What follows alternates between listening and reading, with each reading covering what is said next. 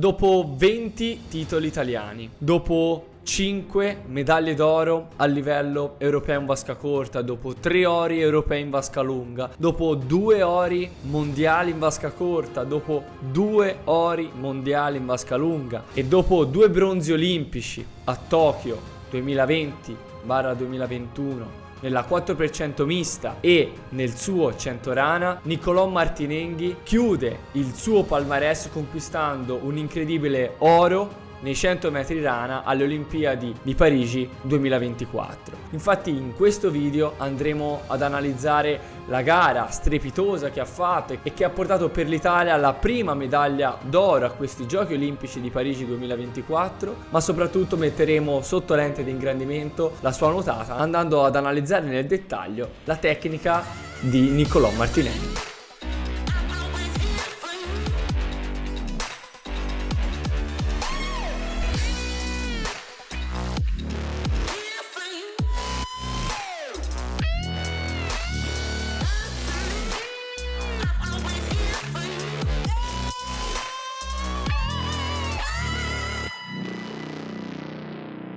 Se c'è un atleta che sin dalle categorie giovanili, quando gareggiavo, mi ha sempre colpito e si è sempre distinto, oltre che a Thomas Ceccon, di cui ho già parlato in un video precedente, questo è proprio Nicolò Martinenghi. Classe 1999, quindi solo un anno più piccolo di me, l'ho visto gareggiare sin da ragazzino e dominare sin da giovane le sue gare, partendo addirittura dai 200 rana sino poi anche ai 50. Nel corso degli anni Nicolò ha subito anche una trasformazione fisica che l'ha portato a concentrarsi sempre di più sulle gare più corte della rana, senza però disdegnare completamente anche il 200 rana. E fa estremamente piacere vedere un ragazzo che sin dalle giovane età era sempre stato etichettato come un talento, un fenomeno, colui che magari avrebbe potuto regalare all'Italia grandi soddisfazioni, finalmente realizzarsi in toto. Non è mai facile non tradire le attese e per questo motivo vogliamo fare i nostri più sinceri complimenti a Nicolò. Ci hai regalato una bellissima emozione che ci porteremo per sempre dentro, proprio perché è stata una gara veramente al cardiopalma. Infatti, andando tra poco ad analizzare quella che è stata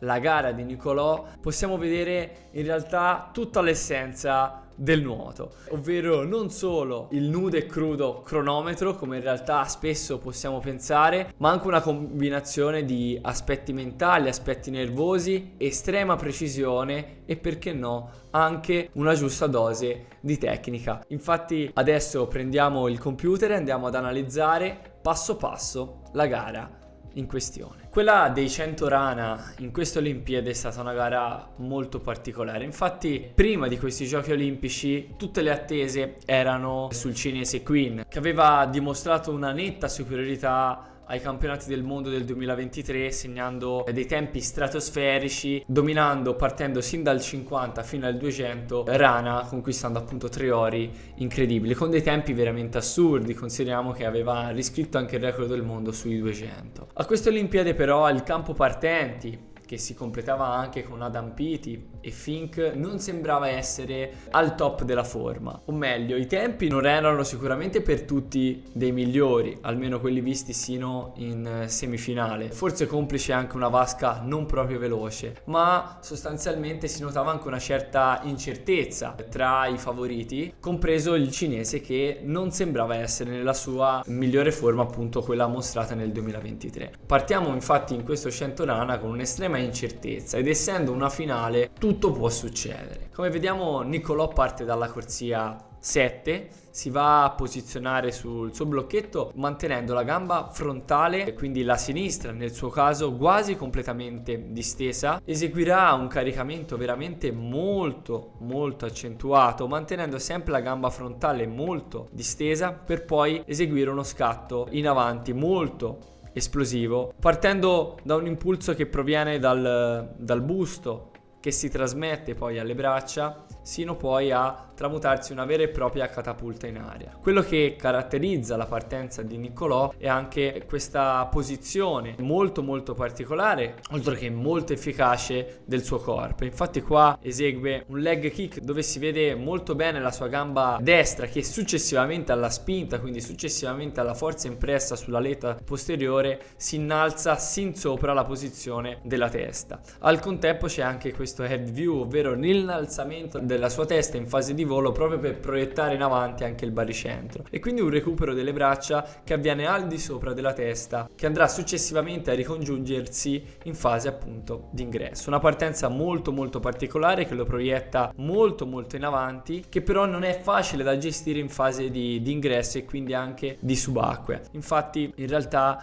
come possiamo vedere da questa inquadratura successiva, uscirà sì in linea con i migliori, ma un pochino dietro rispetto a uno dei suoi principali avversari, che è l'americano Fink. Nicolò esegue una bellissima vasca di andata, a mio avviso, dove gestisce in modo ottimale quella che è la sua tecnica, mantenendosi molto disteso nonostante nuoti con estrema forza, a differenza di quello che magari sta succedendo al cinese, che vediamo passare con il primo tempo ma con una nuotata che anche visivamente sembrava molto molto dispendiosa. Infatti al passaggio il cinese passa circa 3 decimi in vantaggio rispetto al nostro Nicolò. Infatti Quinn passa in 27.0, mentre Nicolò passa con un tempo diciamo abbastanza alto rispetto ai suoi standard, in 27.3 circa. Come vediamo però anche Piti passa quasi pari merito rispetto a Quinn. Infatti poi la sfida sarà principalmente tra questi tre atleti,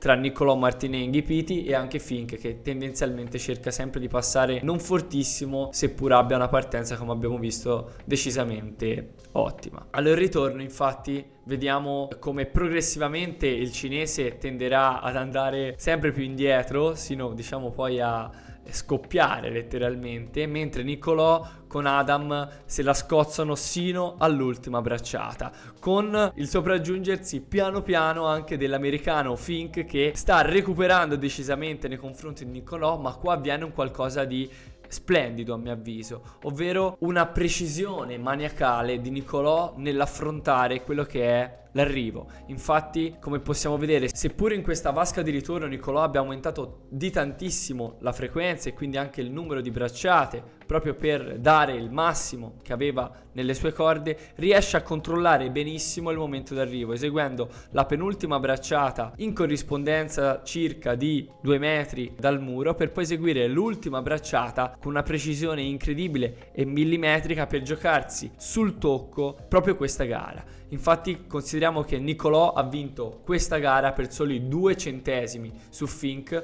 e 2 centesimi sullo stesso Piti, proprio perché sono arrivati a pari merito. Quindi veramente una vittoria sul filo del rasoio, che però è frutto anche di una precisione che viene costantemente stimolata ovviamente in allenamento, ma poi provata e riprovata anche in gara, quindi in condizioni appunto anche di tensione e di stress molto alti. Ed è proprio qua che secondo me la straordinarietà di questa gara, una gara che si è giocata sulla vasca del ritorno, dove tutti e tre gli atleti sono stati iper competitivi, in particolar modo a mio avviso Martinenghi, che è stato tra gli avversari quello che ha saputo gestire meglio la gara anche dal punto di vista tattico. Piti è passato molto forte per poi crollare un pochino nel ritorno e soprattutto nelle ultime bracciate, un Fink che parte un pochino a mio avviso troppo lento per poi fare un recupero incredibile, Nicolò che sceglie un passaggio controllato ma soprattutto nuotato bene per poi dare tutto al ritorno e giocarsi magari anche con una lucidità maggiore l'arrivo. Non credo che sia solo frutto della fortuna, ma credo che ci sia dietro tanto lavoro. Questa non è stata una gara velocissima, infatti tutti gli atleti hanno peggiorato i propri tempi di iscrizione, i loro miglior tempi, compreso Nicolò, che in realtà nell'occasione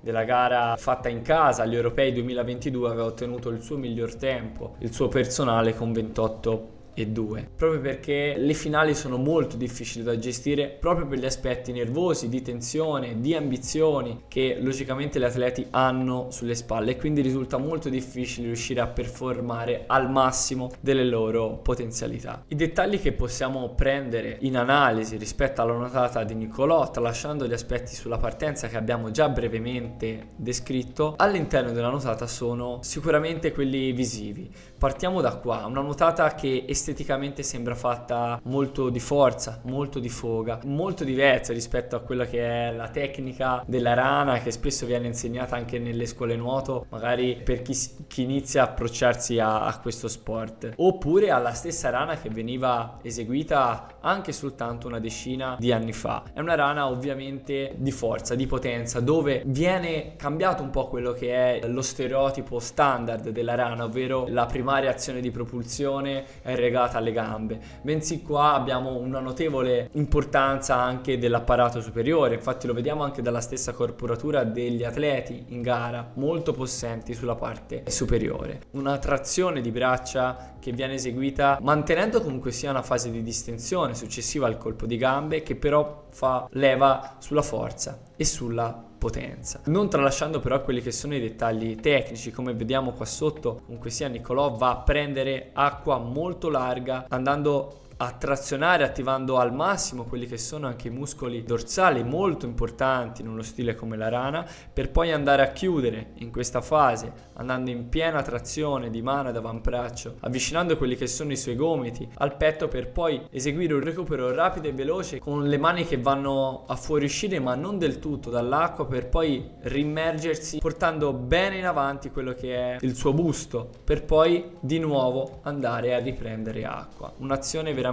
molto particolare che assimila la rana un po' a quello che è anche il delfino. Infatti, come possiamo vedere, anche le anche rimangono molto alte e il colpo di gambe, essendo un colpo di gambe molto rapido, sembra quasi che sia appunto una gambata a delfino. Un altro aspetto da considerare nella sua tecnica a rana è la vicinanza delle sue ginocchia. Infatti, come possiamo vedere, le sue ginocchia sono molto vicine, questo per cercare di massimizzare quella che è l'extra rotazione tibiale. Infatti nella rana il contatto con l'acqua per quanto riguarda le gambe non è sul dorso del piede, bensì sull'interno della tibia e sull'interno del piede stesso. Infatti per questo motivo dobbiamo cercare di tenere le ginocchia quanto più vicine possibile e quindi aumentare quanto più possibile invece l'apertura, quindi anche frontale, che possiamo vedere tra il ginocchio e la tibia, proprio per avere quanta più spinta possibile dalla parte di gambe. Un altro dettaglio su cui voglio focalizzarmi in merito alla nuotata di Niccolò è anche la virata e la subacquea. Una virata che esegue molto velocemente, ovvero dal momento che va a toccare con le mani il muro cerca subito di recuperare quelli che sono i piedi per poi rimbalzare immediatamente andando in direzione opposta ovviamente a quella dell'avanzamento, per poi immergersi in una subacquea dove mantiene una streamline, quindi una posizione di idrodinamicità estrema, mantenendo la sua testa esattamente incastonata tra le spalle, non eseguendo alcun colpo in fase iniziale, ma quindi sfruttando il più possibile la spinta e la velocità che il nuotatore si porta dalla spinta dal muro, per poi fare un colpo di gambe rapido e potente associato ad una trazione completa di spinta in fase subacquea per avanzare ulteriormente. Ma qua viene un dettaglio molto particolare, ovvero l'approccio che ha Niccolò con il recupero, fase molto delicata della subacquea rana. Infatti lui fa avanzare prima la mano destra, successivamente la mano sinistra, così da non sovrapporle e rimanere quanto più idrodinamico possibile, diminuire il più possibile quella che è la resistenza frontale all'avanzamento, per poi recuperare le mani strusciandosi quasi sul naso, per poi appunto uscire con un colpo di gambe a rane e quindi attaccare di nuovo poi con la bracciata. Veramente un dettaglio molto particolare che fa capire quanto sia importante nel nuoto ogni singolo aspetto, ogni singolo particolare, ogni singolo dettaglio. La sua nuotata dall'esterno, come possiamo vedere, è una nuotata dove il recupero delle mani avviene al di fuori dell'acqua, questo proprio per proiettare e sbilanciare il busto in avanti, così da favorire proprio anche l'innalzamento dei fianchi stessi e quindi favorire il galleggiamento, ma anche di conseguenza, sfruttando l'azione delle gambe e poi dello spostamento del busto in avanti, appunto dell'avanzamento stesso del corpo dell'atleta. Al contempo però non si innalza neanche eccessivamente sull'acqua, questo per evitare anche l'effetto contrario, quindi l'abbassamento dei fianchi, aspetto veramente importante nella rana, e poi distendersi mantenendo una posizione idrodinamica con la testa, andando proprio a pelo dell'acqua senza andare eccessivamente sott'acqua come qualche nuotatore magari fa, ma rimanendo quindi molto molto lineare sul livello dell'acqua. A mio avviso una nuotata veramente molto molto efficace. Non a caso appunto Nicolò in questi ultimi anni ha vinto di tutto sulla rana, nonostante un campo partenti veramente molto molto competitivo, fatto da campioni di spessore assoluto. Quindi, come abbiamo capito, la nuotata di Nicolò ha una sua unicità rispetto magari anche al campo partenti. Questo perché ovviamente la tecnica di ognuno è estremamente individuale, motivo per cui ognuno deve lavorare sulla propria tecnica seguendo quelle che sono anche le sue caratteristiche, ma soprattutto anche i suoi obiettivi, cosa che Nicolò a mio avviso ha fatto in modo magistrale, adattando al meglio la sua nuotata a quello che sono le sue caratteristiche, soprattutto su uno stile come la rana estremamente tecnico, dove la componente tecnica ha un valore ancora più alto, che deve essere unita e legata agli elementi di potenza che sono necessari in una gara di sprint come appunto sono i 100 metri. Io spero che questo video possa esserti piaciuto, questo approfondimento su Nicolò possa esserti interessato. Di nuovo portiamo i nostri complimenti a Nicolò per questa straordinaria medaglia d'oro. Da parte nostra vogliamo dirti che sono di nuovo disponibili dei posti per entrare all'interno dei nostri percorsi di affiancamento di elite e quindi essere seguito step by step dai nostri coach per ottenere quella che è la tua miglior nuotata, a seconda di quelli che possono essere anche in questo caso i tuoi obiettivi di performance oppure di benessere. Trovi qua sotto in descrizione il calendario per accedere alla chiamata e quindi alla consulenza gratuita che farai direttamente con un nostro coach, così da valutare un attimo il tuo caso e valutare anche di conseguenza quello che è il percorso più idoneo a te. Quindi ti invito direttamente ad andare nel link in descrizione e prenotare il tuo appuntamento con lui. E noi invece ci vediamo in un prossimo video. Lascia un bel mi piace se appunto questo ti è piaciuto e se magari vorresti averne degli altri,